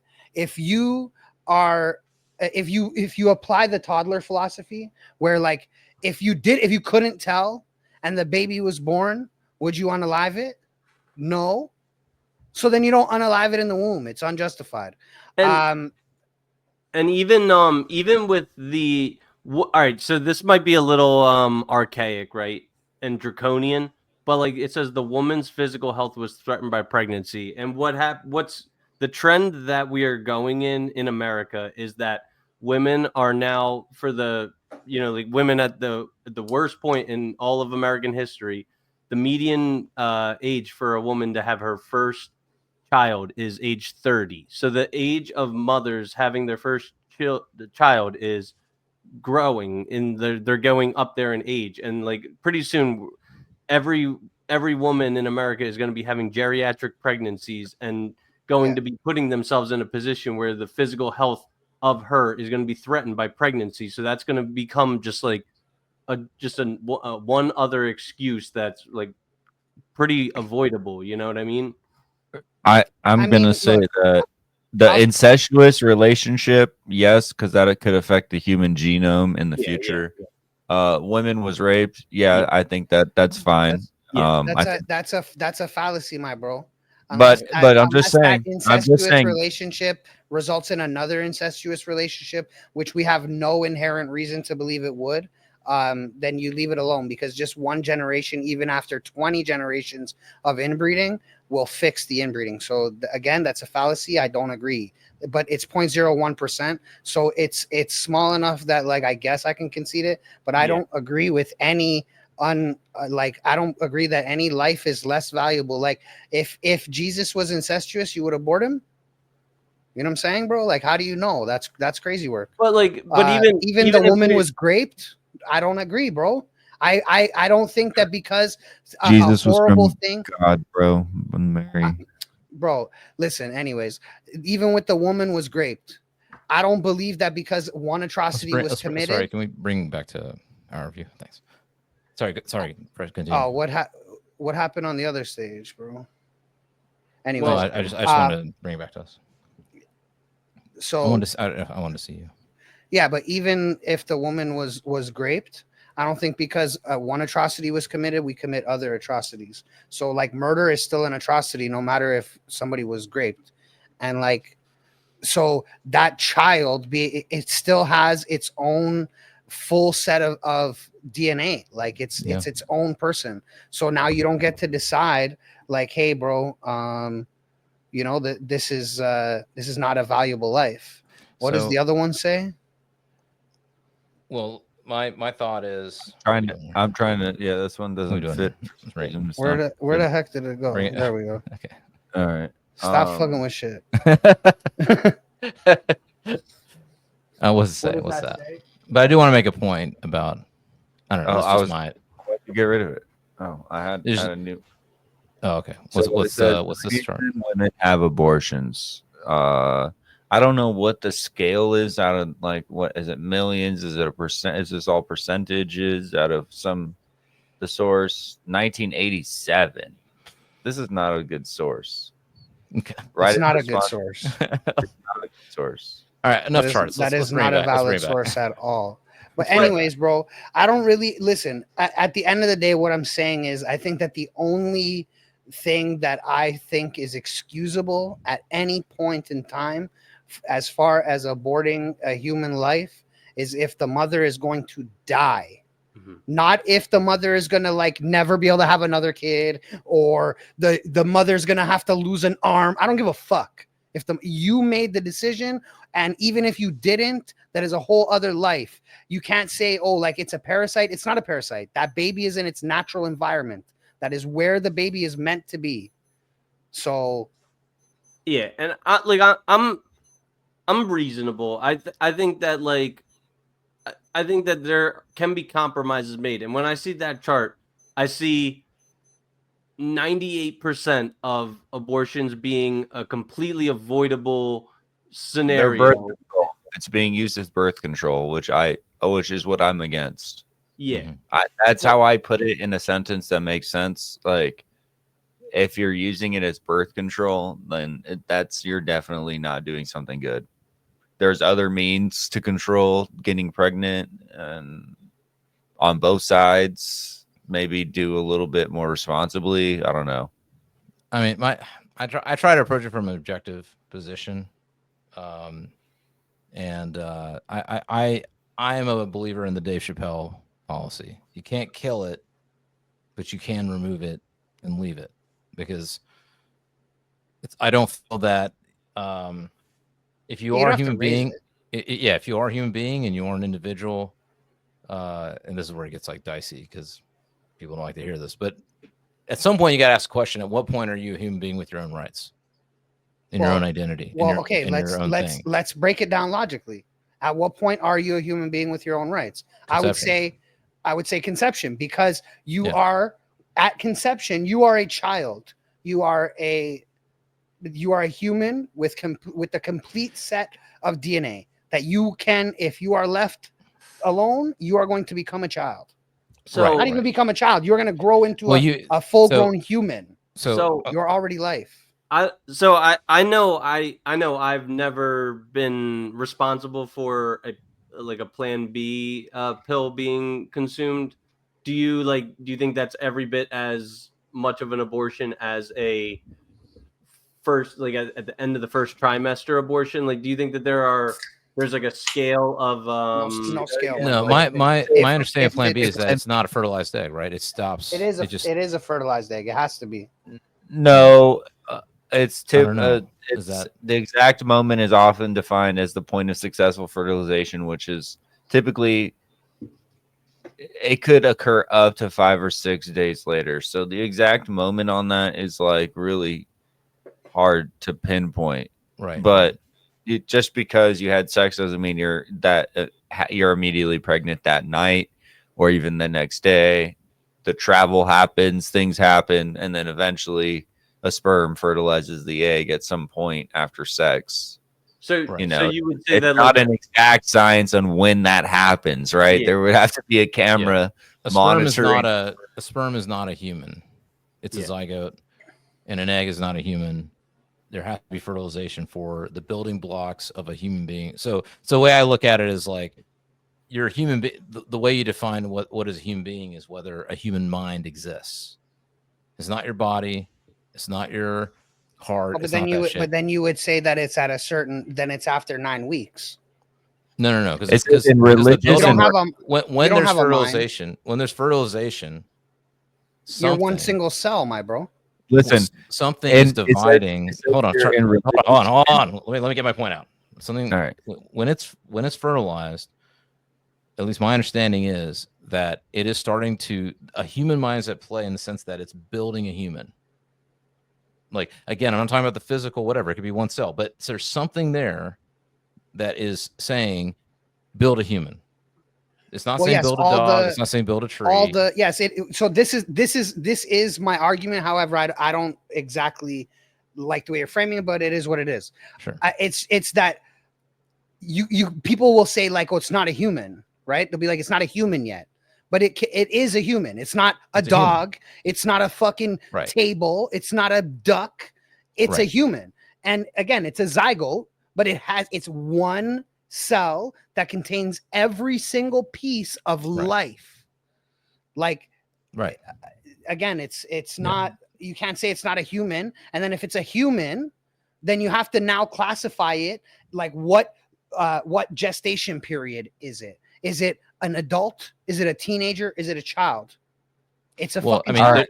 Another thing yet. Okay, so I have some stuff on all of this with also religious and ethical contexts. So it says that the exact moment is defined as the successful fertilization, which can occur shortly after intercourse, but up to 5 to 6 days later, as sperm can survive in the reproductive system and for a long period of time. And then it says in religious or ethical contexts, some define conception as the moment of implantation, when the zygote attaches to the uterine wall about 6 to 10 days later after fertilization. And then I dug into that, and religious concepts, Christianity / Catholicism, the Catholic Church teaches that life begins at fertilization, which is defined as implantation. And then there's a bunch of different things, but the Jews believe that you're not a human until you're born. Their tradition varies, but many authorities prioritize the mother's life and health, viewing that the fetus as a full person closer to 40 days after conception or even at birth. Right. So I mean, just going back to because I always want to. Not everybody believes the same religion, so at some point it's like, okay, if people can just look at it rationally and look at it like just scientifically, it's like there's something that's building a human. We don't know what that is, spirit, call it whatever, but it's happening, and if you end that, then yeah, you've ended a human life. You know what I'm saying?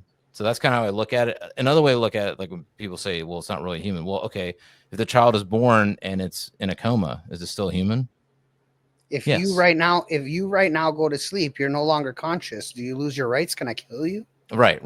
Like, bro, it again, like, this is why I understand you trying to separate it from religion. And I agree. It's not really about religion, but it's about like moral ethics. And those ethics come from God. Like, bro, would you be okay with, for example, like your grandmother has Alzheimer's? Do you just kill her? Right. I mean, another example is Siamese twins, one body, two heads. Is it one person? Is it one human, or is it two humans? It's two humans because you got two brains. You got two human minds that exist. Yeah. So that's two human beings, right? So anyway, but going back to what you're saying though, I do believe in the Chappelle thing. Like, you can't kill it, but if you want to be evil and take it out of your body and just leave it to die, well, if we're just going by like, what do you mean, like just, at 6 weeks? Just take it out and let the hospital deal with it? No, bro. The natural environment of that fetus is the body, my bro. I'm not saying it's not encroaching on anybody's thing. I'm not saying it's morally right. I'm not saying it's morally right, but then how can you allow that if it's not morally right? How can you be like, well, it's not? There are a lot of things that are immoral that we don't. I mean, one could argue that being drunk is immoral, but we don't police. We're not going to police that. That's a person's decision. It's like I don't want to argue morality because morality can be perspective and speculative. I'm saying, right. There's the law, and then there is the actual morality. You know what I'm saying? Like, to me, I feel like, or not feel like, my morality is, first of all, accountability. You know what I'm saying? Like, if you're going to create a life, you're accountable. You need to be an accountable person in general in life. But also, a big part of it is, like, I believe in life. Things existing and helping to live more and all that shit. So if I value life, like, I'm not going to let something just like, unless it's done something to me in a, like, actively hurt me or something, I'm not going to let it die. You know what I'm saying? I mean, I'm out here apologizing to gnats. I done killed a fruit fly next to me and I felt guilty about it. Fuck that fly. These Hindus. So I'm not. Right. I know if you were shopping in a grocery store and a shooting happened and then the shooter's gone and there's somebody lying there like about like dying and you could help them, are you just gonna leave them there to die? I'm running out there, man. Where are these bullets coming from? Oh shit! Help them. Are you gonna try to help them and save their life? Call 911, apply pressure, sure. CPR. You're no longer under threat, is what I'm saying. Preservation of life, bro. Preservation of life.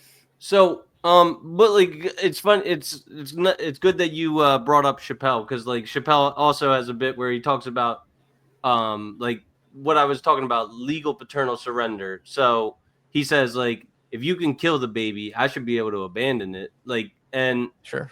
I don't know, it's right, but I'm saying legally, yeah. And I don't know how many states it's legal to abort your baby. Probably like about 20, 30 states. Most of them is it illegal in any state? Most of them are legal, bro. Most states. Up to the third trimester. Most states it's legal or illegal. Legal. Well, there was Roe for a long time. There's Roe versus Wade, which was basically it's okay until third trimester. Then that ended. I don't think any state has changed their rules, have they? Some of them have, yeah. They have? Yeah, like I think states like Texas, Mississippi, Alabama are like very, advocate for the rights of. Yeah. Adam, we ain't starting over, man. You're just gonna have to watch the recording. Total or near ban: Alabama, Arkansas, Idaho, Indiana, Kentucky, Louisiana, Mississippi, Missouri, Oklahoma, South Dakota, Tennessee, Texas, West Virginia. Restricted, meaning gestational limits 6 to 22 weeks. Florida, Georgia, Iowa, Kansas, Nebraska, North Carolina, North Dakota, Ohio, South Carolina, Utah, Wisconsin, Wyoming.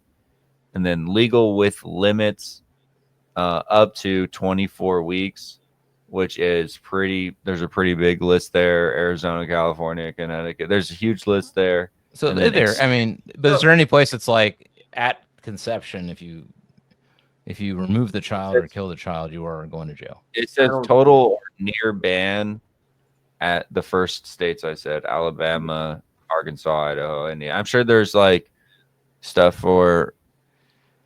That is absolutely murder. That is absolutely 9 months, bro. That is absolutely murder. But listen, I think it's murder. I think it's murder at day one, my bro. So in a large majority of our nation, like, a woman can skate the consequences of becoming impregnated, but in no single state in America can a man like wipe his hands clean of the responsibility of like fatherhood. Do you guys think that?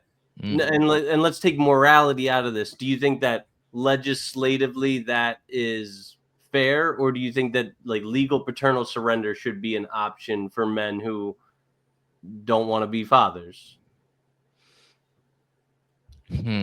I'll be honest, I can't take my morals out of it, but what I'll say is that I don't think that either of them should be a thing.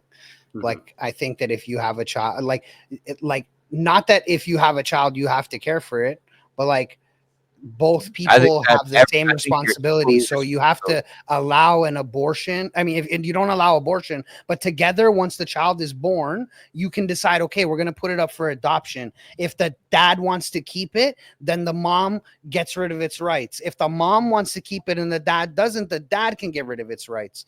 Like, but again, because we're not killing the child.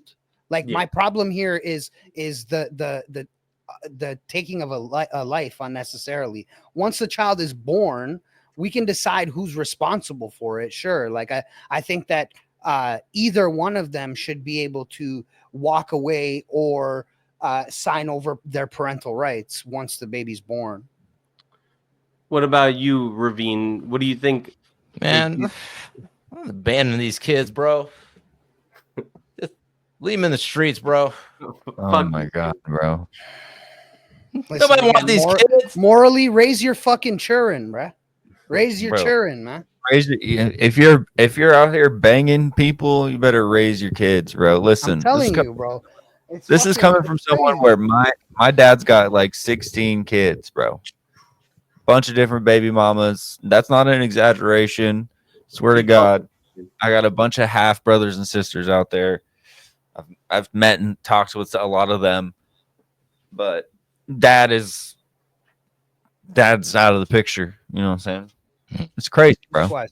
Like not the. But I mean, you turned out great, DZ.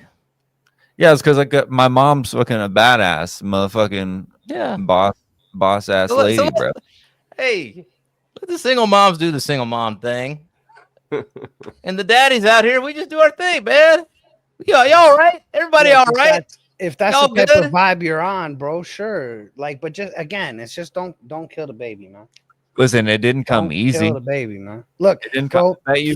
I bet you if what if DZ was aborted, man? What if I was aborted, man? Right. See, You know what I'm saying? no Like, what if abortion. instead of because the men weren't around, what if our parents are like, nah? Listen, Fuck I these think we need to kids. finish the show on this note. Right? We anti-abortion, but we're pro-abandonment. All right, let's drink to that. Facts. oh my God, Chris, Abandon them fucking kids. see, man. I'm getting on my single dad right now. I'm getting on my deadbeat dad right now. Cheers to that because I'm a victim of abandonment. So am I, bro. Fuck it. Cheers. You guys DZ. turned out great. Look at you. You know what I mean? Like, Look at us, man. I got a purple background. I got the Bible in front of me. Fuck it, No, bro. listen. All y'all, read your Bibles. All right, take care of these kids. All right, be good people. And I would definitely also follow Chris at the Good Faith Podcast. As soon as I get off here, give me a little time so I can put it in the description. But I'll put it in the description. Chris, thank you for being on the show with us. Thank you for hanging for the entire war conversation, even though there might have been you may not have been caught up on all that. Appreciate you. And for everybody out there, like, subscribe, comment, hit the bell, send it to a